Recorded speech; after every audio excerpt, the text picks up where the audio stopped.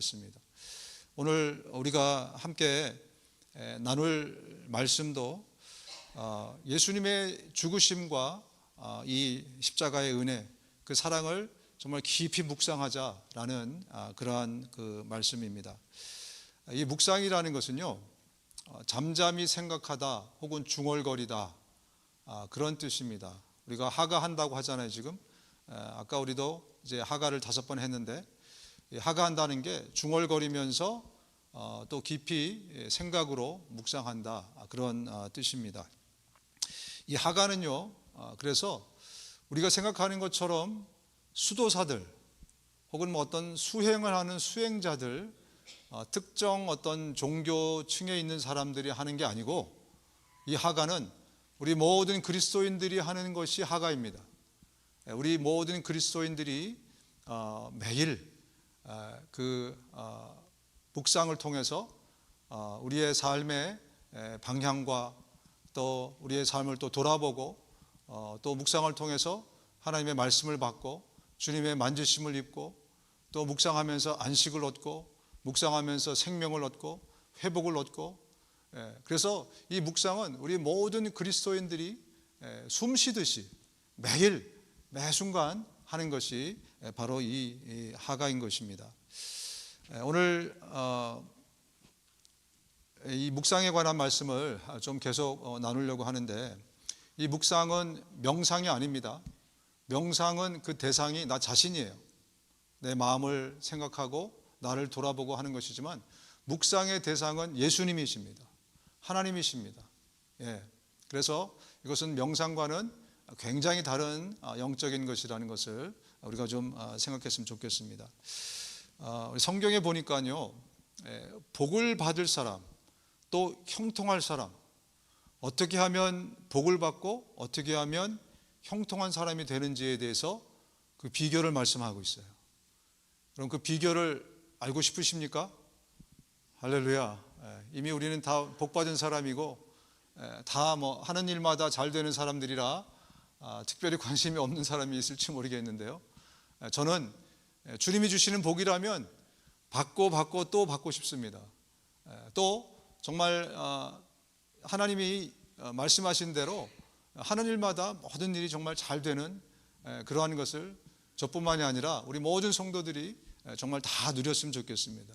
그 비결을 여러분께 오늘 공개하도록 하겠습니다. 그 비결은 어디에 나와 있냐면 시편 1장에 나와 있습니다. 이 시편은 굉장히 심오한 책입니다.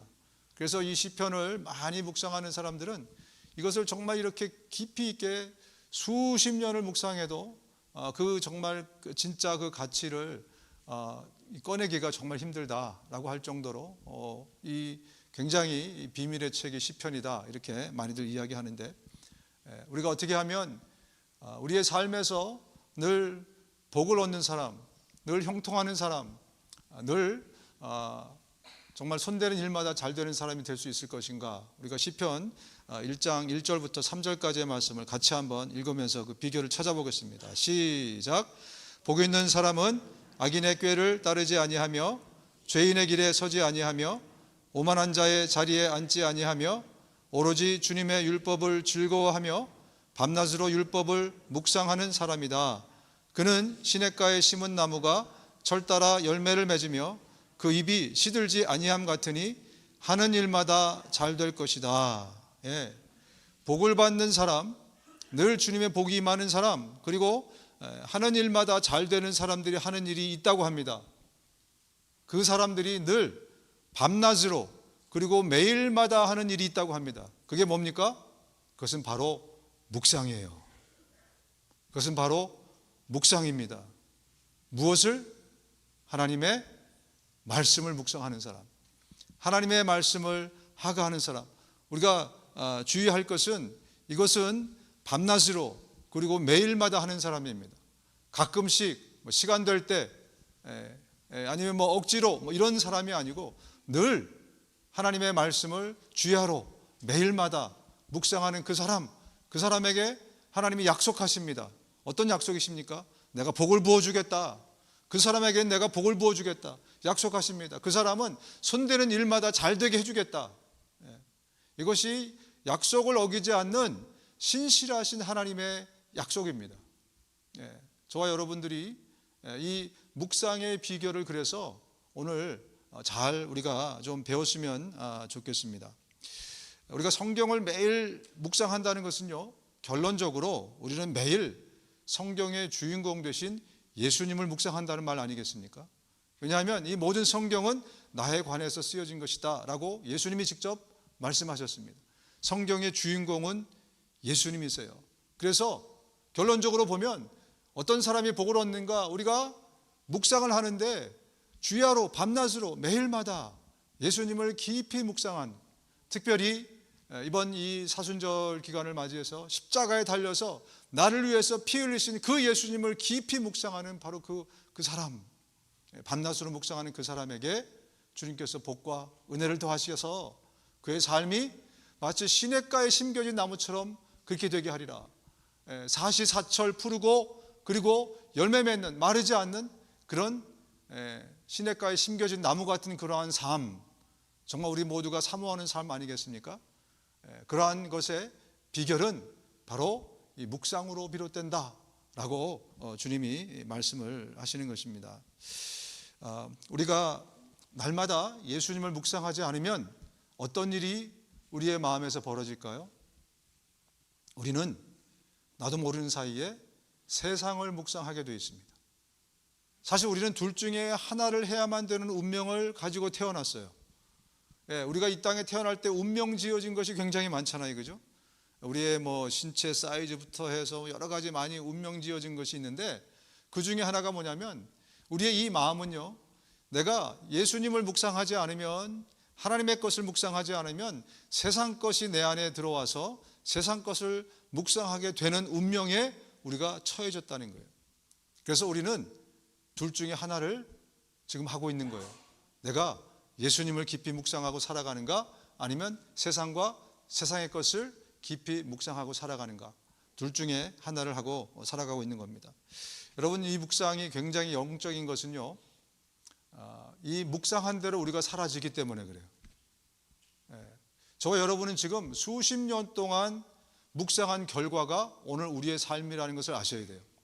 내가 그동안 묵상한 그 결과가 오늘의 지금 나의 삶이다. 그래서 묵상은요, 굉장히 영적인 것입니다.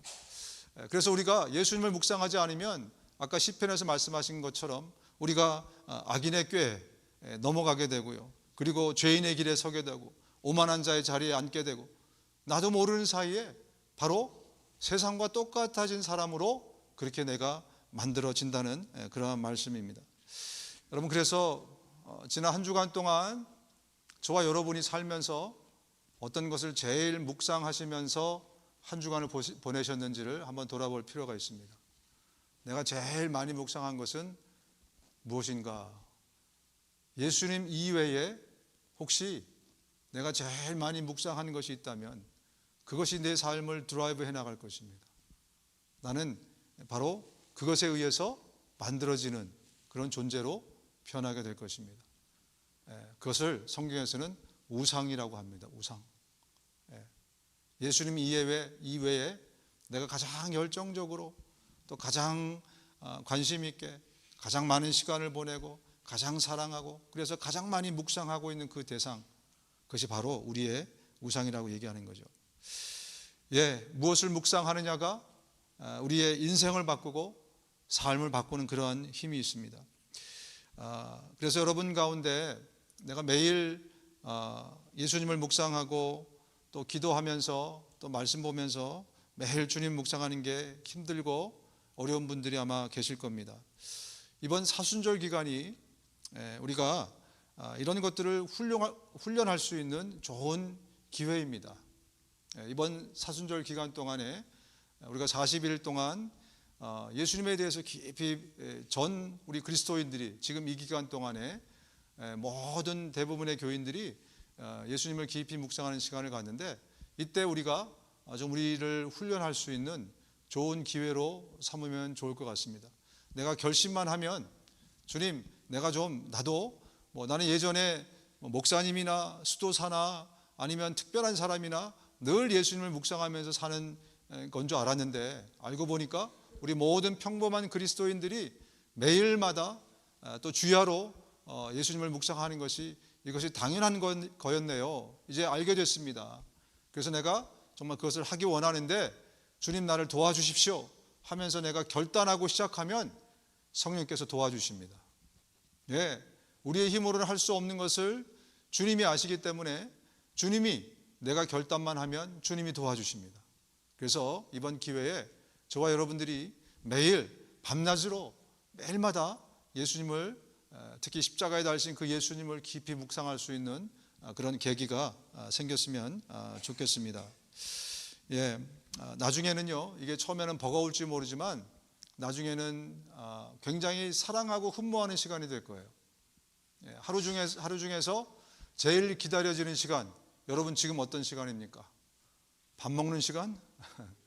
예, 드라마 보는 시간? 예, 그런데요, 하루 중에서 제일 기다려지는 시간이 예수님을 묵상하는 그 시간이에요. 참 희한하죠, 그죠?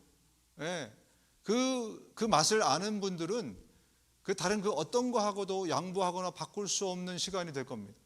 그래서 가장 달려가고 싶고 그 자리에, 그 시간에 그 자리에 달려가고 싶고 또 그 자리에 가면 정말 내 안에 있는 모든 것들이 다 주님 앞에서 꺼내어지고 주님을 묵상하다 보면 거기서 치료가 일어나고 거기서 새 힘이 생겨나고 거기서 또 주님의 어떤 음성을 듣기도 하고 놀라운 일들이 그 안에서 계속 일어나기 때문에 우리 정말 주님의 제자로 또 참된 그리스도인으로 살아가고자 하는 모든 사람들은 그 경험을 다 했으면 좋겠습니다.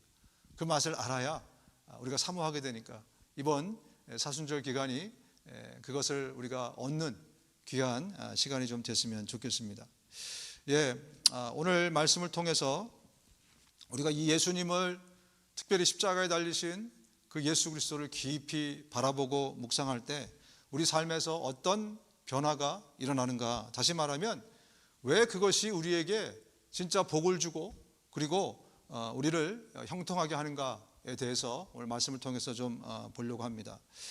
우리가 읽은 우리 3절 4절, 지난주에도 우리가 3절을 읽었는데 3절에 너무 중요한 내용들이 많아서 다 담지 못했어요.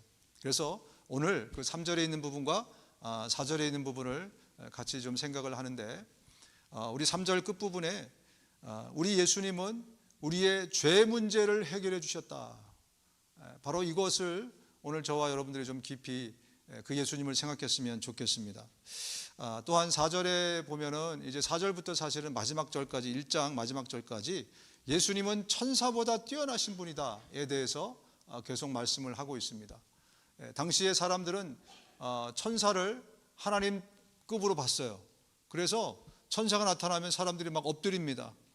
막 하나님 만난 것처럼 막 엎드려요. 그러니까 천사가 나는 천사라고 하나님 아니라고 막 일으키고 그렇게 하지 않습니까?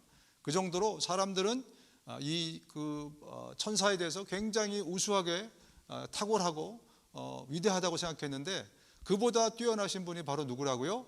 우리 예수 그리스도, 그분이 바로 하나님이시다라는 말씀을 하고 있습니다. 여러분, 우리가 그래서 이 위대하신 예수님, 십자가에 달리신 그 예수님을 깊이 묵상하면 첫 번째로 우리는요 더욱 예수님을 사랑하게 되고 더욱 예수님을 닮게 됩니다. 여러분, 이 묵상이라는 것이 굉장히 신비한 겁니다. 내가 어떤 대상을 묵상하면 묵상할수록 그 대상을 더 사랑하게 돼요. 또 다른 신비가 뭐냐면 사랑하면 사랑할수록 그것을 또 묵상하게 돼요. 이 선순환이 있어요. 여러분, 연애하실 때 기억하시죠? 그죠? 내가 사랑하는 그 어떤 대상을 내가 묵상하기 시작하면요, 그 다음부터 걸려드는 거예요. 그래서 그 사람을 더 생각하다 결국 사랑하게 돼요. 그리고 사랑하면 할수록 어떻게 됩니까? 그 사람을 더 생각하게 돼요. 이 묵상의 힘이라는 것이 그런 겁니다. 그래서 우리는 함부로 어떤 것을 묵상하면 안 돼요. 왜냐하면 우리가 그것을 사랑하게 되니까. 그리고 사랑하다 보면 그것이 더 나의 묵상의 시간과 열정을 다 뺐습니다. 그래서 사랑할수록 더욱더 묵상하게 되기 때문에 그렇습니다. 어떤 분들은 그래요. 내가 하나님 정말 사랑하고 싶은데, 예수님 정말 사랑하고 싶은데 방법을 잘 모르겠습니다. 여러분, 예수님 사랑하고 싶으시죠? 예, 하나님을 더 사랑하고 싶으시죠? 그 첫 걸음을 말씀드리겠습니다. 그것이 바로 묵상이에요. 여러분, 정말 내가 하나님을 사랑하고 싶다면 제일 먼저 시작해야 되는 것이 하나님을 묵상하는 것으로부터 시작하는 겁니다.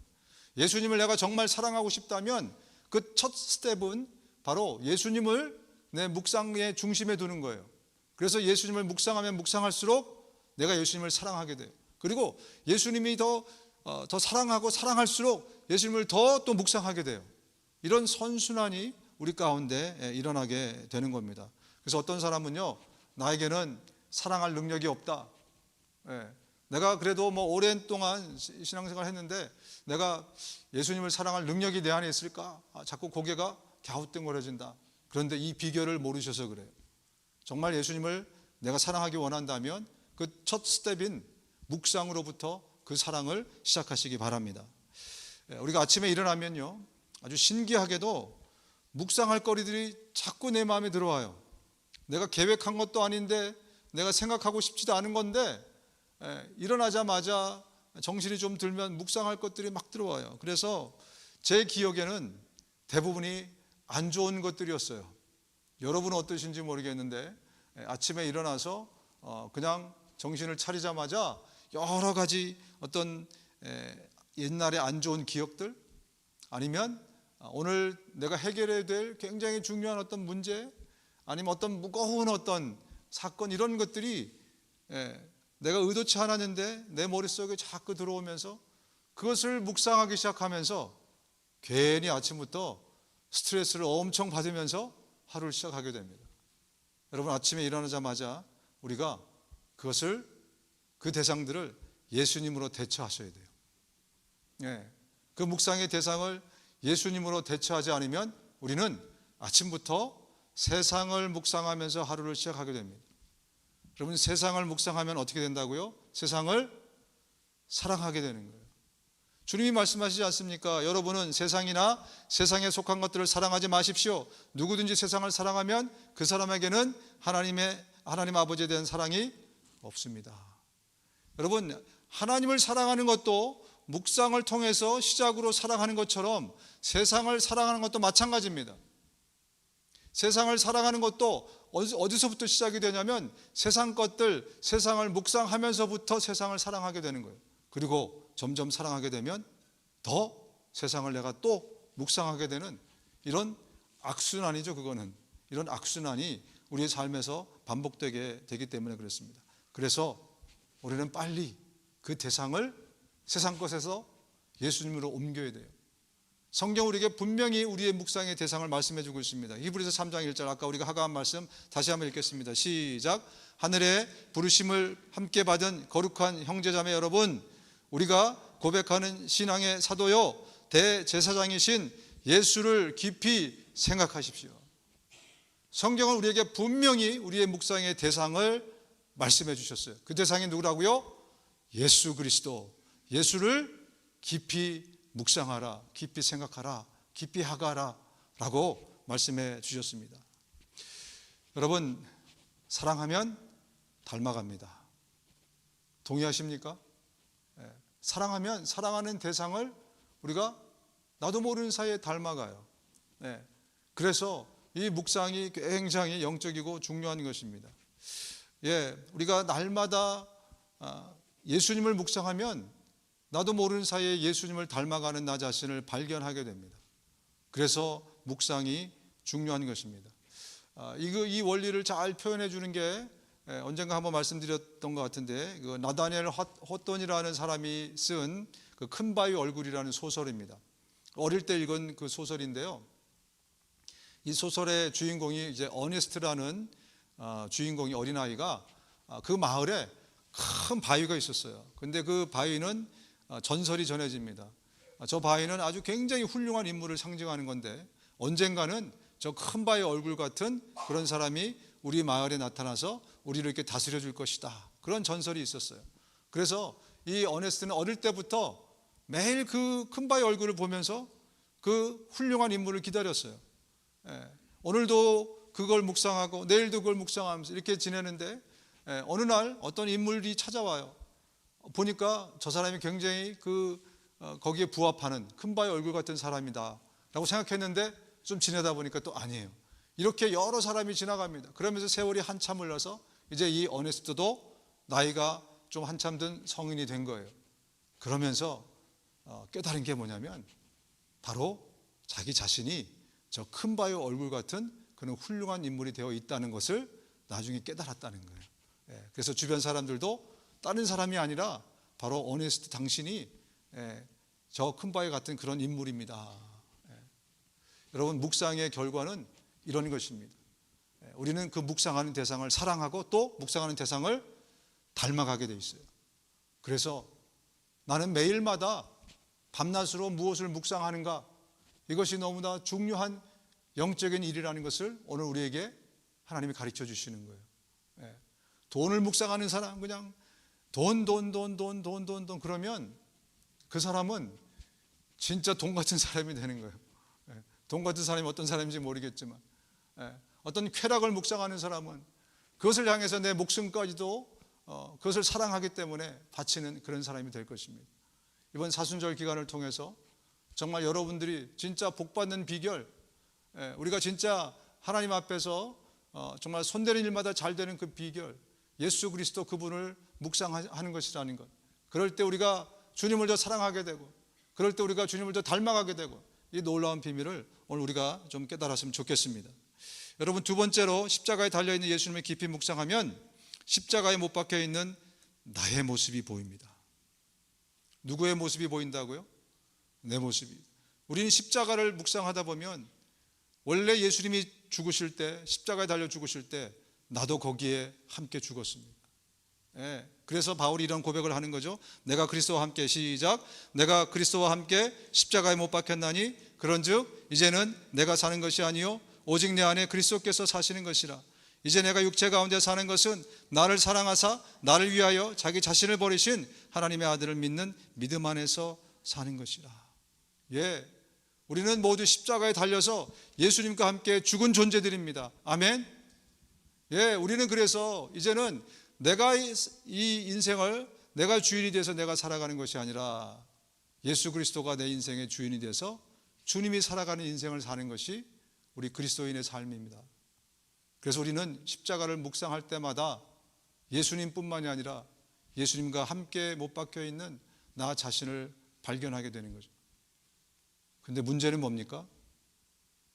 내가 맨날 살아나요. 내가 아침에 눈 뜨면 맨날 내가 살아나.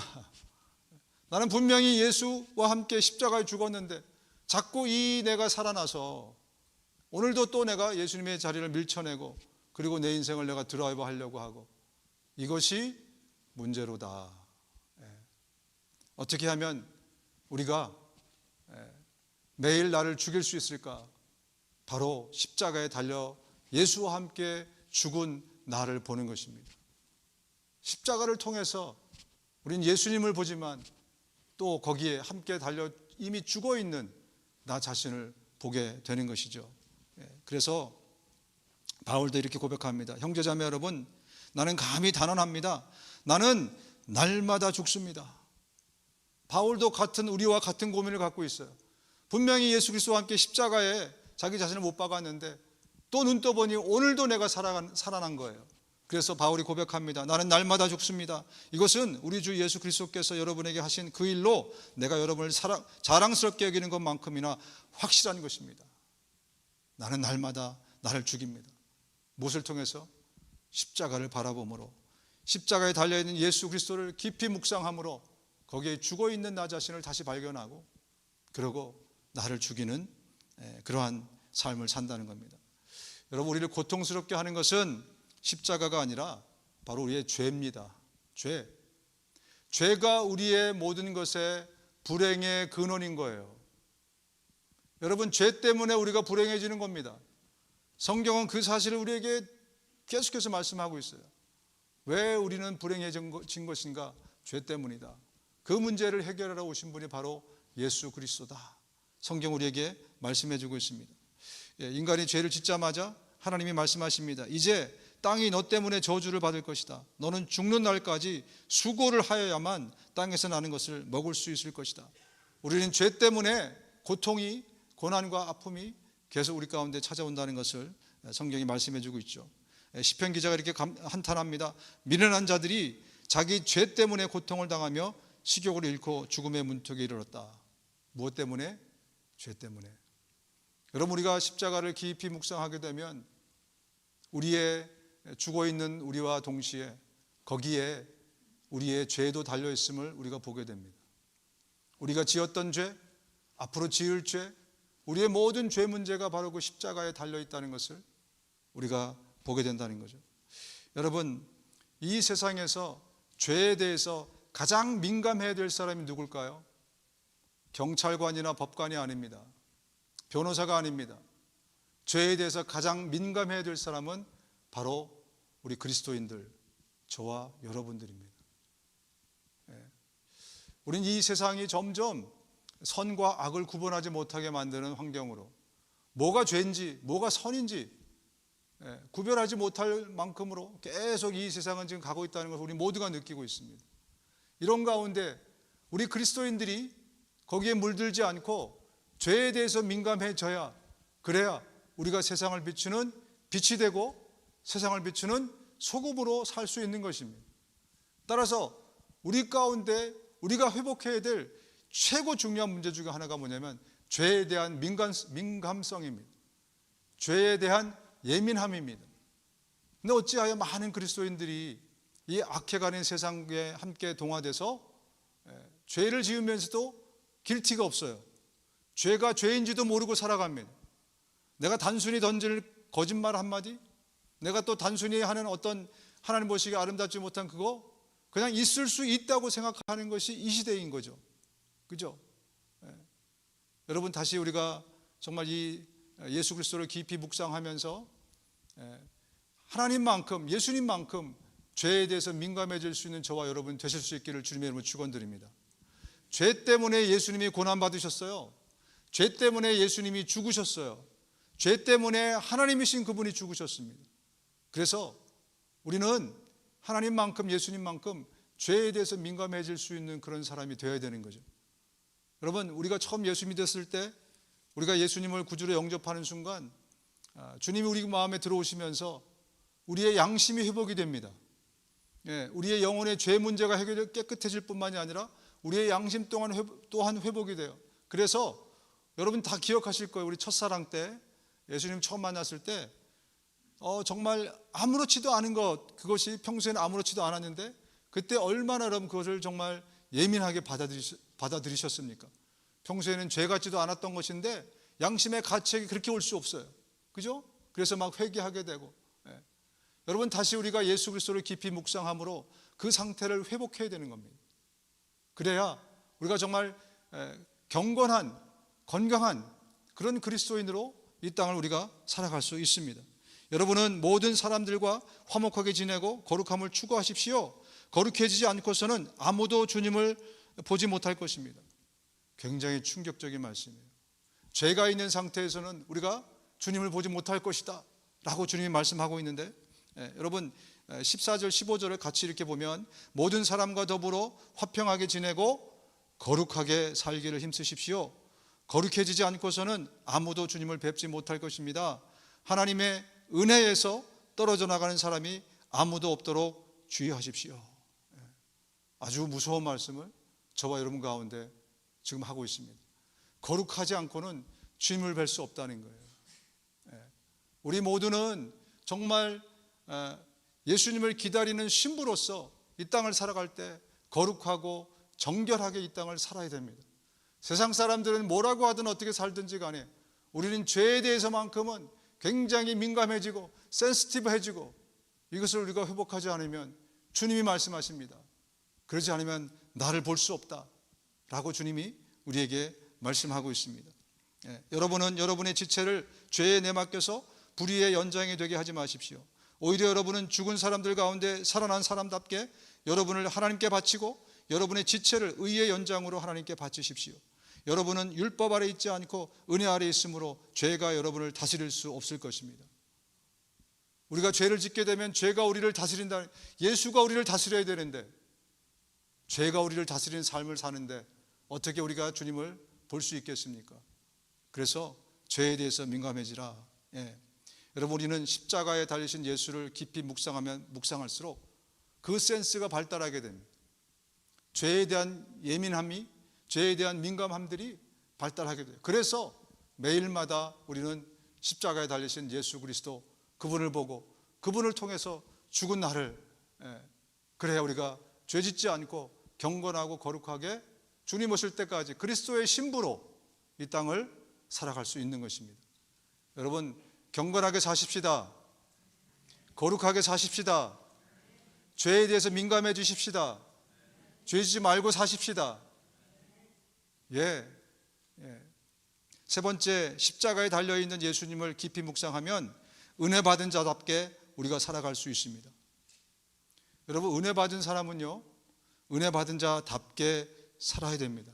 그래야 은혜가 헛되지 않아요.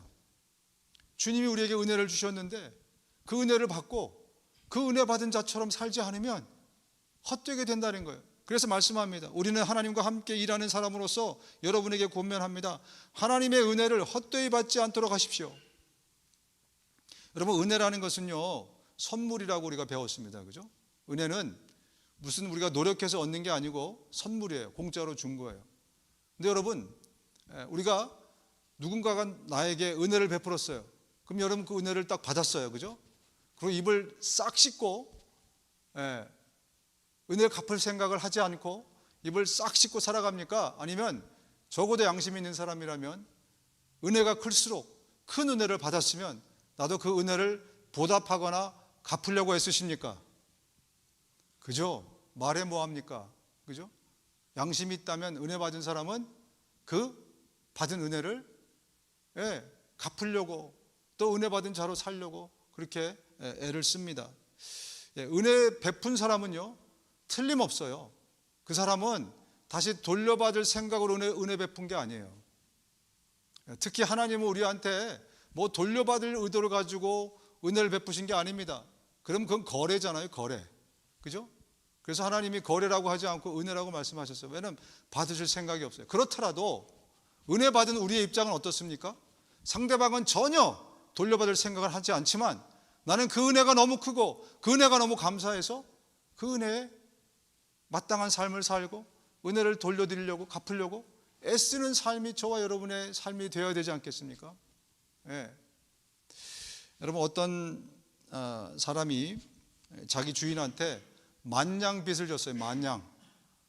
뭐 은유적인 표현입니다. 갚을 수 없는 정도의 만냥 빚을 졌는데 너무나 감사하게 그 주인이 그 빚을 탕감해 줬어요. 할렐루야. 여러분, 만냥 빚 졌는데 만냥을 탕감해 줬어요. 그런데 그게 문제가 해결되니까 은혜를 엄청나게 받았잖아요. 그죠? 그러니까 이제 그 다음부터는 이제 내 문제가 해결됐구나 그러면서 그 은혜를 홀랑 잊어먹었어요. 그런데 그래도 되는 줄 알았는데 우리가 은혜를 엄청 받았다가 그 문제가 해결됐으니까 그냥 거기서 뭐 은혜를 줬으니까, 공짜로 줬으니까 아멘 할렐루야 그리고 꿀꺽 삼키고 그러면 끝인 줄 알았는데 예수님이 마태복음 18장에 이런 비유를 하나 드십니다. 그 사람이요, 지나가다 보니까 자기한테 100냥 빚진 사람을 만나게 된 거예요. 만냥 빚져서 너무 은혜를 주셔서 감사해서 막 할렐루야 그러고 완전히 잊어먹었는데 지나가다가 보니까 자기한테 100냥 빚진 사람을 만난 거죠. 성경이 이렇게 표현하고 있습니다. 그 종은 나가서 자기에게 100데나리온 빚진 동료를 하나 만나자 붙들어서 멱살을 잡고 말하기를 내게 빚진 것을 갚아라 하였다. 그 동료는 엎드려서 간청했다. 참아주게 내가 갚겠네. 그러나 그는 들어주려 하지 않고 가서 그 동료를 감옥에 집어넣고 빚진 돈을 갚을 때까지 갇혀있게 했다. 근데 문제는 뭐냐면요, 주변 사람들이 가만히 있지 않았어요. 주변 사람들이 이걸 갖고 주인한테 가서 고발합니다. 아니, 저 사람이 지금 자기한테 100냥 빚진 사람을 감옥에 가뒀다. 그랬더니 주인이 화가 났습니다. 그러자 주인이 그 종을 불러다가 놓고 말하였다. 이 악한 종아, 네가 애원하기에 나는 너에게 그 빚을 다 없애주었다. 내가 너를 불쌍히 여긴 것처럼 너도 네 동료를 불쌍히 여겼어야 할 것이 아니냐. 주인이 노하여 그를 형무소 관리에게 넘겨주고 빚진 것을 다 갚을 때까지 가두어 두게 하였다. 여러분, 주인이 너무 화가 나서 이 사람을 다시 잡아서 감옥에다가 가뒀다는 겁니다. 여러분, 정말 큰 은혜로 빚을 탕감받은 사람은 그것으로 끝이라고 생각했는데 예수님은 그것이 끝이 아니라고 말씀하십니다. 은혜 받은 자로 계속해서 살지 않으면 그 은혜가 너에게 은혜가 되지 않을 것이다. 주님이 말씀하시는 거예요. 저와 여러분들은 은혜 받은 자들입니다. 그러면 우리는 은혜 받은 자로서 어떻게 그 은혜를 주님 앞에 다 갚지는 못하지만 갚으면서 살아야 할지를 우리가 고민하고 생각하면서 사는 우리가 되어야 되지 않겠습니까? 하물며 사람 앞에서도 은혜를 입으면 그 은혜를 기리고 생각하고 또 될 수 있으면 나도 그 은혜를 또 갚고 거기에 합당한 사람으로 살려고 애쓰는데 죽을 수밖에 없는, 영원히 저주받을 수밖에 없는 저와 여러분들을 자신의 몸으로, 자신의 목숨으로 우리에게 은혜를 주신 그 예수 그리스도, 그분 앞에 우리가 날마다 그분을 묵상하고 생각하면서 내가 어떻게 하면 은혜 갚는 자로 살아야 될 것인가 고민하고 생각하고 그렇게 살아야 마땅하지 않겠습니까? 시편 기자도 얘기합니다. 주님께서 나에게 베푸신 모든 은혜를 내가 무엇으로 다 갚을 수 있겠습니까? 그 한량없는 은혜를 어떻게 다 갚을 수 있겠습니까? 여러분, 이번 한 주간 동안 우리가 사순절을 또 계속 보내면서 이 부분을 주님께 우리가 물어봤으면 좋겠습니다. 나는 하나님, 어떻게 해야 하나님께 은혜를 갚는 사람이 될 수 있겠습니까? 내가 은혜 받은 자인데 나도 은혜 받은 자답게 살기 원하오니 나에게 말씀해 주십시오. 여러분이 깊이 예수님을 묵상하는 가운데 여러분들이 그렇게 기도하시면서 이번 한 주간을 보낸다면 주님께서 틀림없이 여러분들에게 how, 어떻게를 가르쳐 주실 것입니다. 그러면 그 음성에 여러분들이 순종하시기 바랍니다. 너는 이렇게 내 은혜를 대신 갚아라. 너는 이렇게 살아라. 주님이 말씀하신 그 바를 여러분 각자가 들으실 수 있도록 여러분들에게 공을 넘겨드립니다. 이번 한 주간 동안 내가 어떻게 하면 은혜 받은 자로 살아갈지 묵상하고 생각하시면서 사시기 바랍니다. 눈을 감으십시오. 예수님